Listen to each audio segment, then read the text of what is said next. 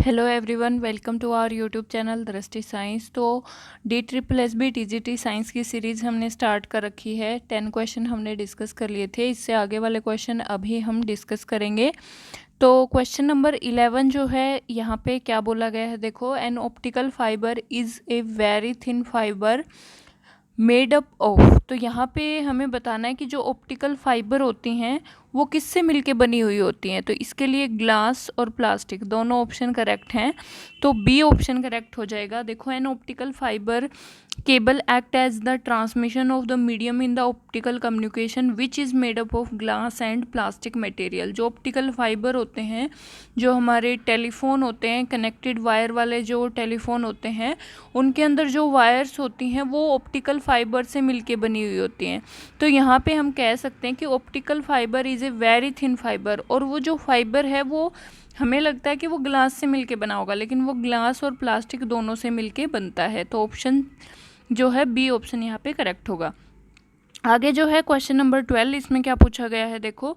For an object moving along a straight line without changing its direction.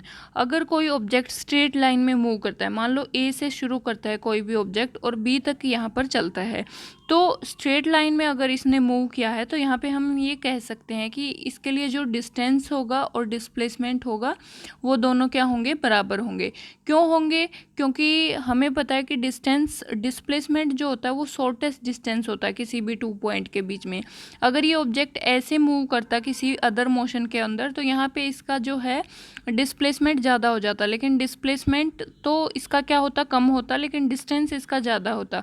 लेकिन अगर straight line में move कर रहा है तो मिनिमम डिस्टेंस भी यही है, तो डिस्प्लेसमेंट भी यही है इसका।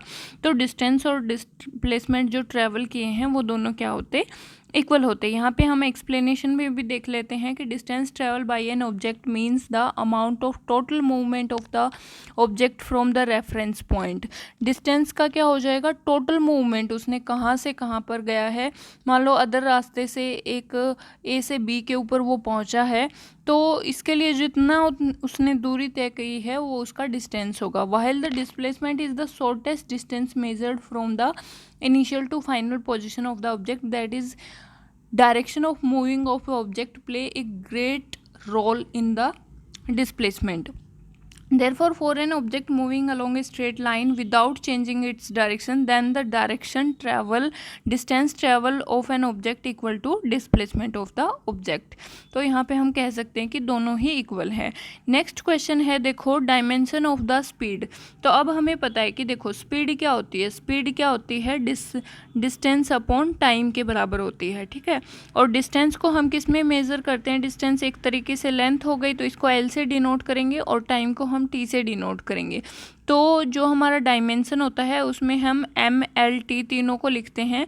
तो यहाँ पे एम हमारा 0 है, एल क्या है, 1 है, और टाइम देखो नीचे था तो ऊपर जाके ये पर यूनिट हो जाता है। तो यहाँ पे M1 M0 L1 और T-1 ये क्या हो जाएगा, करेक्ट ऑप्शन हो जाएगा। तो LT-1 ऑप्शन ए में यहाँ पे करेक्ट ऑप्शन है। आगे वाला क्वेश्चन देखते हैं। 14th नंबर क्या है, who of the following devised barometer. तो इस टाइप के क्वेश्चन हमें बुकों में नहीं मिलते। वैसे तो ये बेसिक क्वेश्चंस हैं बाकी सारे, लेकिन ये जो है ये आप देख सकते हो ये आपको नॉर्मल बुकों में नहीं मिलेगा जो NCERTs हैं। तो यहाँ पे कम्प्लीटली ये पूछा गया है कि बैरोमीटर इसका इन्वेंशन किसने किया। तो जितने भी डिवाइसेस हैं उनका इन्वेंशन देख लेना है कि किसके द्वारा किए गए हैं। तो यहाँ पे बैरोमीटर का जो इन्वेंशन है वो टॉर्सली के द्वारा किया गया। तो Evangelista Torricelli invented barometer and it was invented in 1644। तो 1644 में जो है इसका इन्वेंशन हो गया था। It is used for measuring the atmospheric pressure used specially in forecasting the weather and determining altitude. तो जो ये बैरोमीटर नाम का डिवाइस है ये क्या काम करता है, ये एटमॉस्फेरिक प्रेशर को मेज़र करता है और specially in forecasting the weather and determining altitude, और एल्टीट्यूड को डिटरमाइन करता है। नेक्स्ट जो क्वेश्चन है हमारा क्वेश्चन नंबर 15। क्या पूछा गया है देखो इसमें, how much time will be take a 4 kilowatt immersion rod to raise the temperature of 1 litre of water. यहाँ पे 1 लीटर ऑफ वाटर है और उसका टेम्परेचर हमें 30 डिग्री सेल्सियस से 60 डिग्री सेल्सियस हमें उसका इंक्रीज़ करना है। और यहाँ पे स्पेसिफिक हीट की वैल्यू दी गई है 4.18 इंटू 10⁻³ जूल पर किलोग्राम पर डिग्री सेल्सियस, और जो पावर है वो 4 किलोवाट दी हुई है।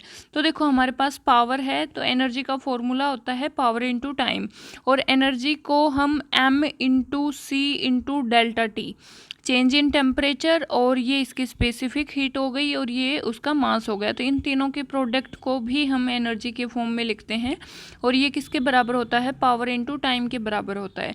तो यहाँ से हमें टाइम पूछा है, तो टाइम अगर हम यहाँ से निकालेंगे तो m into c into delta T upon यहाँ से p हो जाएगा। तो सबकी वैल्यूज़ को पुट करेंगे। m जो है यहाँ पे 1 है क्योंकि 1 लीटर वाटर हमें यहाँ पे लेना है, और C जो है इसकी स्पेसिफिक हीट है, C की वैल्यू 4.18 इंटू 10⁻³ दी हुई है, और यहाँ पे चेंज इन टेम्परेचर जो है वो 60 - 30 अगर हम करेंगे तो 30 डिग्री सेल्सियस आ जाएगा। वह सब की वैल्यूज़ को पुट करेंगे और इसको 4 इंटू 10⁻³ से डिवाइड करेंगे तो हमें 31.35 सेकेंड जो है इसका आंसर मिल जाएगा। नेक्स्ट क्वेश्चन है question number 16। The curvature of the lens of an eye is altered by. जो हमारी आँख है उसका कर्वेचर किसके द्वारा अल्टर्ड होता है, चेंज होता है, और यहाँ पे इसका करेक्ट ऑप्शन होगा, ये क्या होगा, option number 1 ciliary muscles.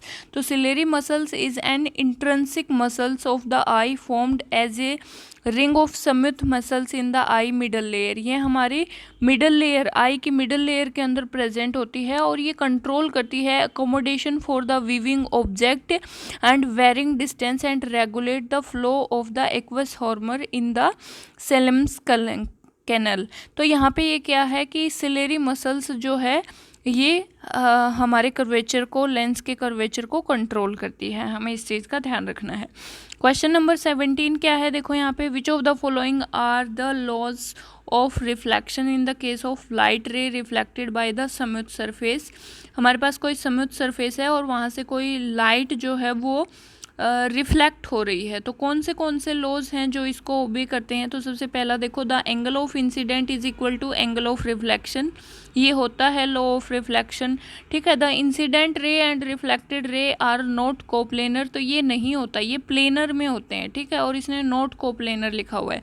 Third point क्या है, incident ray, reflected ray and the normal to the reflected surface at a point of incident are coplanar, तो ये भी क्या है, ट्रू है। तो ऑप्शन 1 एंड 3 दोनों ही यहाँ पे क्या है, करेक्ट ऑप्शन है। तो यहाँ पे आप देख सकते हो incident ray, reflected ray and normal to the reflection surface at the point of incident and all lies in the same plane, मतलब सारे के सारे क्या होते हैं, कोप्लेनर होते हैं। तो ऑप्शन 1 और 3 दोनों करेक्ट हैं, जो कि ऑप्शन ए के अंदर दिए हुए हैं। Sun radiate about blank joule of energy every second, हर एक सेकेंड में कितनी एनर्जी को एमिट कर देता है सन। तो ये भी हमें एनसीईआरटी की बुकों में नहीं मिलेगा क्वेश्चन, तो ये प्रीवियस ईयर पेपर से ही काफ़ी सारे क्वेश्चन जो हैं वो क्लियर होते हैं, तो प्रीवियस ईयर हमें ज़रूर करने चाहिए। क्या है देखो, sun radiate about blank joule of energy every second, हर एक सेकेंड में कितनी जूल एनर्जी को रेडिएट कर देता है, तो 3.92 इंटू 10⁻26, तो 3.92 इंटू 10⁻26 ऑप्शन नंबर सी इसके लिए करेक्ट ऑप्शन होगा। हर सेकंड में इतनी जूल एनर्जी को रेडिएट कर देता है सन। नेक्स्ट जो हमारा क्वेश्चन है वो ये है कि which of the following represent the critical angle of medium for the light going from a medium to air, किसी भी मीडियम से एयर में जा रही है तो वहाँ पे हमें क्या बताना है, क्रिटिकल एंगल बताना है। तो देखो साइन थीटा जो होता है वो मीडियम 2 के अंदर refractive index divided by medium 1 के अंदर रिफ्रैक्टिव इंडेक्स, इसके रेशो के बराबर होता है। अगर यहाँ पे हम थीटा को क्रिटिकल एंगल साइन थीटा सी से रिप्रेजेंट कर दें और μ2 की वैल्यू 1 दी हुई है और म्यू जो मीडियम के अंदर है उसके लिए रिफ्रैक्टिव इंडेक्स म्यू दिया हुआ है, तो थीटा सी की वैल्यू यहाँ से क्या आ जाएगी, साइन इनवर्स 1/u के बराबर आ जाएगी। तो ये हमारा क्या है, करेक्ट ऑप्शन है। इसके लिए कौन सा ऑप्शन यहाँ पे करेक्ट हो जाएगा, ऑप्शन नंबर 1 जो है ये करेक्ट ऑप्शन हो जाएगा। ठीक है, नेक्स्ट क्वेश्चन है unit of power of lenses. Power of lens के लिए यूनिट क्या होती है, तो पावर ऑफ लेंस के लिए यूनिट जो होती है वो डायप्टर होती है, और 1 डायप्टर जो है वो पर मीटर के बराबर होती है, मतलब डायप्टर बराबर है मीटर इनवर्स। तो यहाँ पे मीटर इनवर्स लिखा हुआ है ऑप्शन नंबर डी में, ये क्या हो जाएगा, करेक्ट ऑप्शन हो जाएगा। क्या होती है power of lens, the ability of lens to converge और diverge a beam of light ray is expressed in the term of its power and it's defined as the reciprocal of its length in meter। तो power क्या होती है, focal length की inverse के बराबर होती है, और जो फोकल लेंथ है उसको हमें मीटर में लेना है न कि सेंटीमीटर में। तो 1 डायप्टर जो है वो 1 पर मीटर के बराबर होती है। तो ये हमारी पावर ऑफ लेंस के लिए यूनिट है।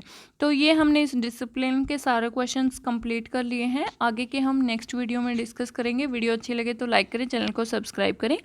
Thank you very much.